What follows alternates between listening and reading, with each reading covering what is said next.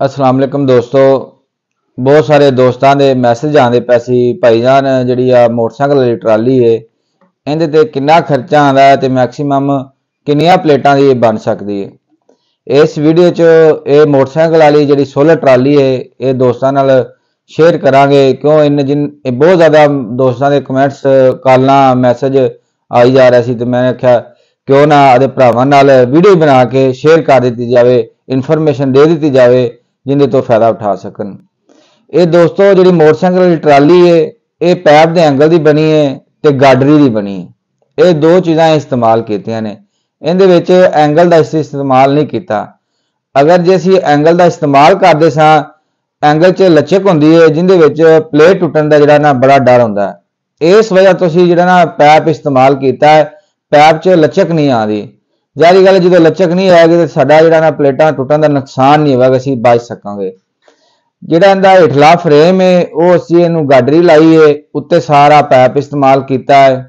ये तुसीं देख रहे जी वीडियो दे विच ये खुल भी जांदियां ने बंद भी हो जांदियां ने। ये जिहड़ी उत्ते थल्ले बस हुंदी है जिवें घुमदी नहीं विच फेरे नहीं घुमदी, सिर्फ एक जगह ते तुसीं इहनूं मोटरसाइकिल वाली ट्राली नूं खड़ी करके ते तुसीं हेठां भी कर सकते जे उत्ते भी कर सकते जे।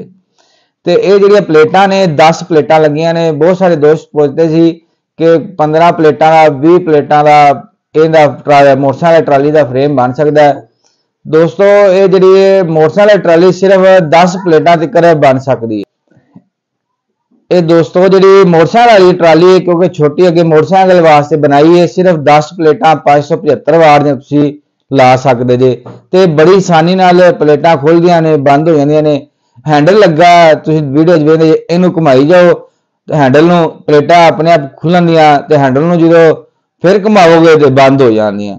ते बड़ा ही थोड़े पैसों नाल ते तुसीं जिहड़ियां 10 सोलर प्लेटां ने तुसीं इहदे ते चला सकते जे। 575 ते 4-5 एकड़ वास्ते ये बहुत है। इहदा पानी जिहड़ा 4-5 एकड़ लई ये बहुत ज़्यादा है। तो तुसीं छोटे जिहड़े जिमीदार ने ये मोटरसाइकिल ट्राली बना के आदि जिहड़े बिजली के बिलों तो बचो।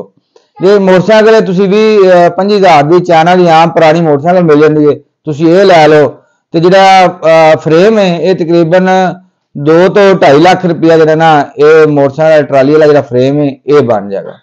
ये बस इन्ने को पैसों का ये बन जाएगा। तो जिन्हां दोस्तों ने बनवाना है नंबर स्क्रीन ते आंदा पिया, तुसीं भरा साडे नाल राबता कर लो तो असीं इंशाअल्लाह बना देंगे तुहानूं। साडा एड्रैस जिहड़ा हैगा तहसील चूनिया जिला कसूर हुजरा रोड चूनिया डिग्री कॉलेज के कोल ये वर्कशाप है। तो तुसीं साडे नाल राबता कर सकदे जे। अल्लाह हाफिज़।